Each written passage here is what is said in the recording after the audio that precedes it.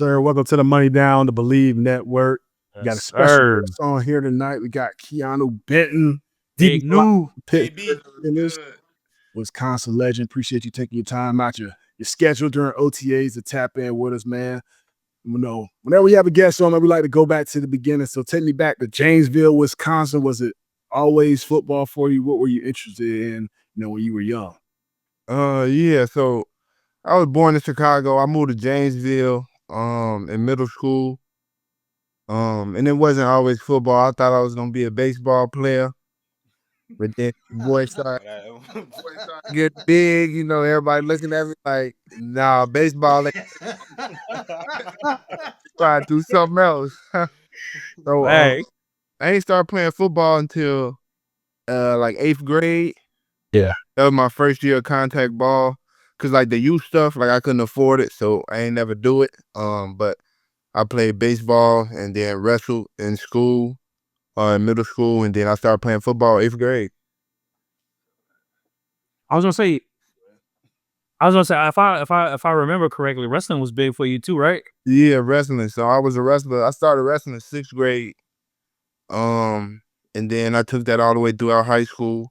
Had a couple offers to go wrestle in college, but it ain't nothing after college for wrestling. So yeah, that's for sure. Olympics, something like that. Yeah, but that's it. After that, then what?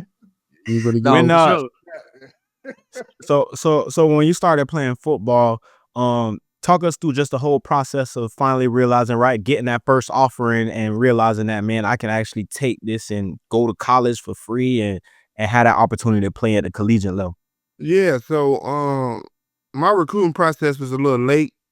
Well, I guess it ain't never too late, but yeah, it was a little late for my liking. I didn't think I was going to college. I was going to be in the trades, electrician, try to do an internship there. And then I ended up, my wrestling coach ended up reaching out to McIntosh, who is now the AD. And like, I guess they had coached somebody who he's compared me to or something like that, and kind of got my film out there. So the end of my junior year is when I got the offer to Wisconsin. First offer, wasn't really on the map. Didn't have nobody going to college from my high school, nothing like that. It wasn't a huge high school. I was the first football player to go D1 in like 30-something years from my high school. Dang. So like it was real small. But I was afforded that opportunity at the end of my junior year and took off with it. You knew it was Wisconsin from the jump, or like did some other schools come in the picture late, or you just knew like, man, I'm going to Wisco down the street? I mean, I had a vibe. I went in and they kind of offered me when I went in. I was talking to Coach Chris. But like Minnesota and like a couple other teams came after Wisconsin offered me, and then I became a 3-star out of nowhere, and whatever that meant. Oh,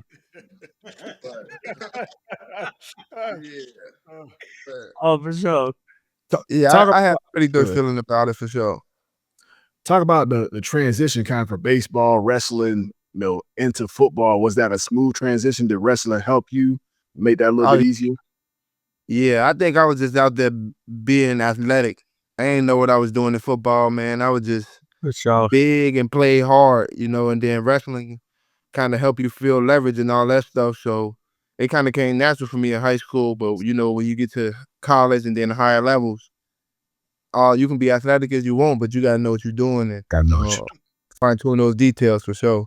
I was gonna say, if I'm not mistaken, you won like 120 plus wrestling matches in high school, did you? Yeah. And you might have been able to do something after college in wrestling. I mean, he keep it a buck. You might have been. Yeah, unfortunately, I never win a state title. I lost senior year in the championship, but I was decent. Yeah, 127. Yeah. Did you ever? Now you're already big as hell, but see what people don't know is anybody in Pittsburgh, if you run up on them, you don't know you really don't want no problems. Y'all better be cool, fam. Keep it smooth, keep it pushing. Did you ever think about doing both in college, or is it the same season? I don't even know when is wrestling season. Yeah, no, I ain't think about doing both because football, my freshman year, I'm like, dang, that's a lot of work, school and football. Yeah. And it's kind of year round. But I did, talk to Coach Bono, and he kind of let us go up there, and I took the D-line and outside backers up there for like 2 years, just kind of wrestling around, staying conditioned in the off season. He let us use the wrestling room to do that, and I stayed in wrestling shape for a little bit before I finally hung up the shoes and get on the mat since, man. But talk about it, because I've always seen wrestlers and some of the crazy conditioning that they do. Like, which one is wrestling that much worse than football conditioning, or how would you compare it? You play football for what, 2 hours, you think? Yeah. You wrestle for 6 minutes. Like, wrestling, bro, like, you using everything. Like, no break. Wow. Like, you got 3 2-minute periods. And I say that's hard, bro. And it's like it individualized where you can't blame nobody else. It's just you out there versus them. It ain't nobody else's fault but yours. So the conditioning and the wheel is crazy for sure. Bro, I remember it's so funny, bro. Wrestling workouts are real. Like we had a James, I don't know if you remember Timmy. You remember Timmy from the wrestling squad, bro? Big swole Timmy. Him, I did a workout with him, Rylan Lubeck and Santonio Scadry. They were there during our time there. Bro, when I tell you, like, I tap, bro. Not like, don't get me wrong. Like, I was putting up weight and I was trying to keep up from an endurance standpoint, but I couldn't do that much weight for that long. You know what I'm saying? Again, the wrestling match is like 6 minutes, but their workouts, nonstop, no break. We did that. We did like nonstop, no break. But the wrestling workouts, bro, something different, dude. It's different. Hey, since we on workout talk, right? I know when I first came in, my first workout, I know James and them tell you I threw up all over the place. I know them two got some workout stories. So I know you gotta have a workout story when you got the Wisco and you like, man, this crap real. Like, I don't know if it's for me, or did they kind of like build y'all into it? Like, how was that process? I ain't gonna lie. Yeah, they tried to break us off, but I think I was ready, bro. Like, this is one of the biggest opportunities in my life at this point, and I'm like, I'm going in here ready for something. Like, I'm running every day, doing whatever I know how to do. Like, I'm gonna find out how to stand out. So I'm gonna say I was well conditioned, but I ain't gonna throw my boy under the bus. But one of our boys, we always make fun of him. We all came in as D linemen together or whatever, and like, it was the first day he came in. And we run in stadiums. They take us to the upper deck. But this is after the field workout and all that. Yeah. So we go all the way to the upper deck, like, damn, like, we don't know what's going on. Boom. They say we got 4 of them or something. I forgot who it was. It might have been JT, I want to say. But like, somebody was like, yeah, we gotta do some more. Like, that wasn't good enough. Like, a player stepped up, My boy was lifting his leg up at stadium. I'm like, bro, like, it was one of them. Like, bro, them upper decks real, boy. That's what we became boys, though. We all died together. Yeah. That's what make that bond real. That's crazy. I ain't never run no upper decks, bro. You never did upper decks? I never did upper deck. Simon ain't give us upper deck. And then we had upper decks, bro. 4th year. Dudes used to have like 3 or 4 weight vests on. Weight vests, bro. We used to have on weight vests, bro. That's why y'all boys was built like the Terminator. That's how y'all was built. That's one on. That's it, boy. Mel and Minor, boy, at 3 or 4. I'm straight. I'm gonna give you my. I'm already scared going up them steps, man. That joint. We ain't going up the steps. Actually, we going up the bleachers. We ain't going up. So one false move, you about it. You done for. And you might take some people with you for real.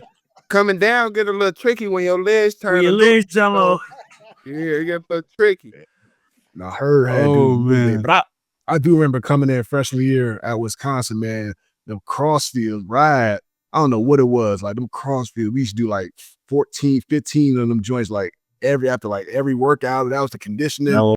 Like, I I was fighting my way through it, but I just remember being done and I'm like, bro, we gotta do this like every day or like every other day. Like it's like me, PJ, we going like summer school to come and doing like these workouts. I'm like, bro, I don't know if I'm gonna make this, but by the end of the summer, like I was all right with it. Like I got a little bit better, but I'll never forget. It was during that summer we was doing conditioning. Everybody was doing it, pretty well.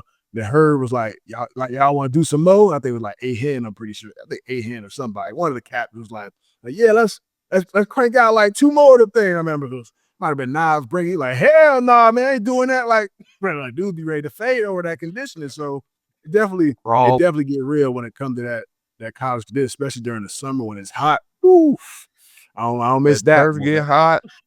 Bro, I remember we were doing prowler pushes. James, you was there for this. We were doing prowler pushes. It was our first year, freshman year, and they would put like them 6 plates on it or whatever. You know how they put 6 plates on each one, and you had to take them like 10 yards. You had to take them like 10 yards and you rotate. And we got to the end, and you know how we did the 4th quarter? You know, we did like 4 quarters of it. We got to the end, and Herb was like, "Hey, yo, JJ." He's like, "Hey, every now and then, you got overtime. What you think?" And everybody hoping JJ said, "No, we good."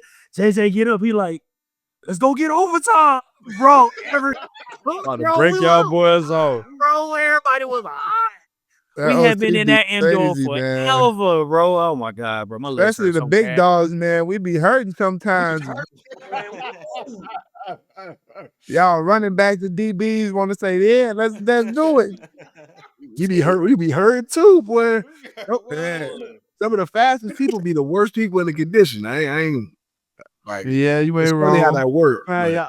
Y'all boy, I knew I was, bro. Like to do that, you got to be a little crazy, bro. I knew I was crazy. I was trying to work out and sing songs. Like I'm pushing the prowler singing Jesus. Like the prowler singing Meat Meal, and so I said, bro, like man, you tripping, dog. Trying to figure that. Bro, you know you would have worked out when you got a tablet or something different. You got to start singing songs, thinking about something else. Different for sure. Yeah, man, I'm different for sure. So you had a good career at Wisco, and you're entering the 2023 NFL draft. What was that process like for you? Did you have any idea where you're going to be going in the draft? Like, how did that feel? Yeah, it was cool. It was a cool experience. I had ended up going to the Senior Bowl and stuff. So it was the interviews, man. The interviews was a lot, and you meeting with all these different teams, and you trying to retain all this different information, and it's just mentally draining. And you up all night, and then you got to go work out, and going on to the combine, like the same thing. Like I thought I met with everybody. Well, I did meet with everybody at the Senior Bowl, but then there's more teams that want to meet with you after you do your physicals and stuff. Yeah, MRIs for hours. Like it's kind of hectic out there in Indiana, but it was a great experience. Met cool people. Thought I performed well. Hit my numbers that I wanted to hit for the most part. And then just the weight, I was anxious, bro. Like, yeah, I had went on top 30 visits with Buffalo and the Steelers, so I kind of had an idea if that determines anything, but had an idea of where I could possibly go. But just put it into God's hands at that point. After the combine, kind of stay relaxed. It was cool. Just make sure I was spending time with the fam and let God take over for it. Definitely. What was that Senior Bowl experience like? I went to the Senior Bowl. Boy, that week was long as hell, man. Man. Hey, was it still in Mobile? Was it still in Alabama? Yeah. I ain't gonna lie. I missed the period. Nobody don't really know this. But bro, I get there, bro. Like I was working out in Atlanta with Chuck Smith and Dez and them boys. So like we doing everything indoor, and like I'm working out hard. Don't get me wrong, but you get out there in that humidity. Yeah, no, man. Different. The trainer's sitting there talking to me. I guess I'm staying out to blank space talking to me. I can't nothing. I'm blacked out. Like I'm standing there, but I'm just trying to get my vision back. Hey, you okay? You okay? Like I'm like, oh, you talking to me? They like, yeah, come in here real quick. Let's talk. Let me talk. You got to cool down. Like I was in there drenched. I lost 12 pounds. That practice, it was bad, bro. But after that, the one-on-ones, everything went smooth. Kicked some ass. Went on about our day, man.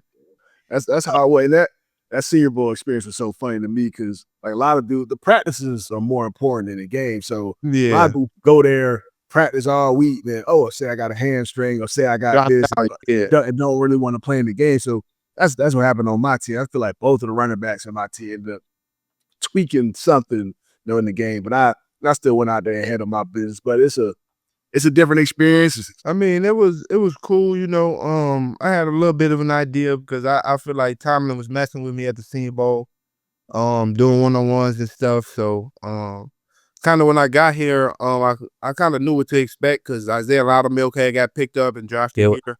And that's my boy from college, so I was able to kind of ask him, even when I was already in college, like how has it changed and how the room feels. So I was already getting insight on the Steelers before I was even thought of being drafted. For sure. And then kind of when I got here, the defense wasn't too different, kind of the same thing that we ran at Wisconsin, just different names. So it was pretty easy to learn for me. And just the room, everybody, like accepted who you is. Like everybody got their own personality on the team, and it's cool. I feel like it was a little mini Wisconsin for a little bit. We had Russ, we had old lineman, Tyler Beach. Everybody was in there, and we just always used to make fun like that. But it's a very humbling city for sure. For sure. Hey, I was gonna say like you got it, Warren. Go ahead. I was gonna say just like I gotta ask, like being picked up by Pittsburgh and drafted by Pittsburgh. Now you're a rookie. It's a well-known defense, historic defense. Like, did you feel like you had some pressure on your shoulders going into an organization that is known for dominant defensive play? See, at first, I didn't. But meeting those guys like Casey Hampton, and the vets that done did it, meeting who was it? Mean Joe Green. No, was it? Yeah, it was. Yeah, Joe Green. Meeting him, and just hearing their stories and kind of how the foundation of the Steelers was built almost, it takes you, especially as a D lineman here, like it's way bigger than you, it's way bigger than ball. Like you got to go out here and ball out for the people that done did it before you. And, being around those guys and them kind of accepting me into that brotherhood already, I just wanted to give my all. So rookie year, got the opportunity to do so and tried to ball out. Too. Yeah, ball too. Started 9 games as a rookie. That's like come on. I know some nerves, had to take place, but going out there, when did you felt like, you started to get comfortable and get in your groove and like, man, I'm just go out here and hoop, bro, and be me? I feel like that was towards the end of the year. I ain't gonna lie. So my first game starting, I didn't know I was starting until he was like, they say the names before you go out and they they like Benton, whatever. Wait, what? So I do that. My nerves running, bro. I do that. I'll run out and like I'm shaking. Like I'm one of them. Like when I get nervous, I throw up sometimes. Like before games, I just throw up. Like I don't even be tired. I just gotta get it out. So I did it. Coach Dunbar look at me like, "You ready?" I'm like, "Yeah." Like the whole time I'm thinking I'm starting at nose. That pump put me at 4-eye.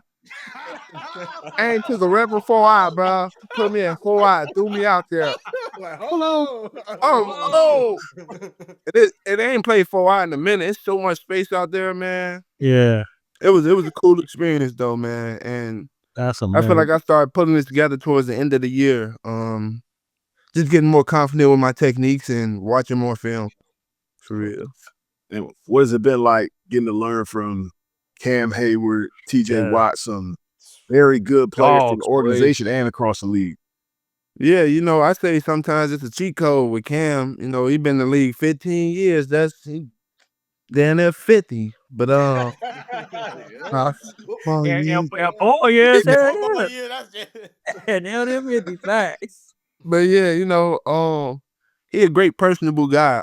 And it's easy to not be humble when you got a status like he does, and he makes sure to make time for the young bucks, and like you can really tell it's bigger than football with him. And then just him sharing his recovery habits with me. Basically everybody he worked with, I work with. His Pilates instructor, his masseuse, active release therapist, like I work with all of them, and he just basically told me like how to keep up with it. Kind of steal his schedule a little bit, just figuring out what works for me. But I think he helped me off the field a lot for sure. No, That's cool, man. That's a bar right there, Mo. For any I'm about to rookie say or that's any fire, yeah. young vet or even young players, anybody tuned in, make sure you find you a vet that you feel that's played well in the league, that Handling their business. has a good routine, and try and follow. You ain't gotta do it to a T if it don't work for you, but just find the little bits and pieces, because that type of stuff helps extend your career. So that's dope that Ken's able to help you out when it comes to that aspect. And we gonna take it to I saw a little bit of your acting skills the other day. I saw a little bit of things. So we gonna pull that up with you and Nick Herbig. Schedule draw. Wisconsin was got acting ability. Hollywood finna call me soon, bro. NFL scheduled release day, and we couldn't resist the call of the Squatch. So that's why we're in the woods of southwestern PA to kill some time. We just got an anonymous tip on our Discord channel that there's a Squatch in them woods. And when the Squatchies call, we answer. So follow along as we pursue our goal of sacking Sasquatch. At Wisconsin, we're the Badger Bros. Now we're still trying to find the unknown. We are sacking Sasquatch. Y'all hilarious. Being Steelers, we know a thing or two about hard work. We've been tracking Sasquatch since our Wisconsin days. This thing by 5 minutes. We've smelled it, I fear one night we may have even tasted it. but we've never been able to capture it on film. Oh man, How'd that come about? Did they just come to y'all with that, or y'all came up with it? How that work? they asked us if we wanted to do the schedule release, and we figured out some ideas and made it work, made it happen. That's dope. That's dope, man. Hey, Hollywood cut the check too, man. You get that call, man. You got to be ready. Hey, now I got. If you could have anybody act and play your life, who would it be? Any actor at all? Terry Crews. Yeah, Terry. No doubt. Oh man, bro. That's a good one, right? That's a good one, bro. And then you also, you go to Pittsburgh as well. You get to get paired up with Nick Herbig once again. What was that? Like knowing you got to pair back up with one of your best friends. Yeah, that made the transition a lot smoother, man. We trained together. We did everything together. So it was we talking stuff with him. It was me, him, and then his brother came during the off season, Nate Herbig. But we were just always talking stuff, pushing each other, like talking stuff to him, like I can't wait till I go against you, and like whatever. And next thing you know, he gets traded to the Steelers. I get picked up by the Steelers. The next day, didn't get picked up by the Steelers. And it's just crazy how God worked, and the probability wasn't there, but it happened. But it made the transition a lot smoother. Because we knew each other, we stayed in the same place as each other, hold each other accountable. It didn't make the room feel as big. All type of stuff, man. It was cool. And like everybody clown us. Oh, y'all Wisconsin brothers, like this, that, and the third. So when we came back together. Like we talked stuff together. Like it was real cool with the vets too. Like they didn't do too much. They knew what was up. Like this my boy, we gonna ride. Like y'all be cool, but it was a good experience for sure, man. I feel that. And both of y'all boys hooping too. So it ain't like, it was any drop off or anything. Like y'all boys out there really being game changers. Something that I always ask when we have a guest on is who was it in the NFL when you got there and you was like, damn, that's Aaron Rodgers, or damn, like was there a player that I won't say starstruck, but you was out there and you was just happy to share the field with, or that you was kind of starstruck with? Probably when Russ got there last year. Like that was somebody I watched growing up. And everybody want to be a quarterback, you know, so that everybody got love for the quarterbacks. But playing with him last year and just getting to know him a little bit, it was cool for sure. We gonna take it to a money down play, because I did see a play you made last year. It was a nice little interception against the Cleveland Browns. Touch the rock. You gotta break it down for us. How'd you diagnose the play? And you had some pretty good hands on this too. Probably better than Warren, honestly. I ain't never seen Warren catch no. Hey, my dog got hands though. He did something with it. 7 yards behind the line of scrimmage. And you know Trying to set up a screen, and it's intercepted. Yeah, that is Benton, who comes away with the. Dog got hands, man.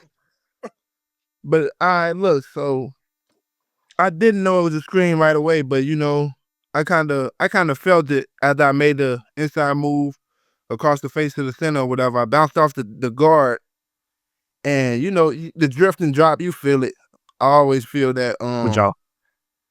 And I just see they had the quarterback, so now I'm looking for the screen. I don't even see him behind me, but I'm just trying to follow the tail of the offensive lineman. So I'm running, and I feel like everything went in slow motion because I didn't see him throw the ball because Beanie was in the air. But like I just see the ball in the air. I'm like, ain't no way. Like he threw it, bro. Like I catch it, I'm running. Like you really can't see, but I like tried to tuck it. And I just fell because, like, I had an arm sleeve on, had a turf bone all right here. And when I tucked it, that joint was going to pop out. So I'm like, fuck it. Yeah.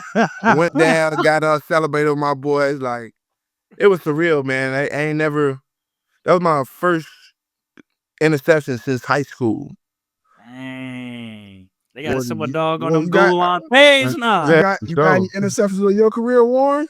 Got any INTs? In Not high no school, fumble recovery in the air either. That don't count. No. I got one in high school. I got one in high school. Just one though. Just one. Never in college.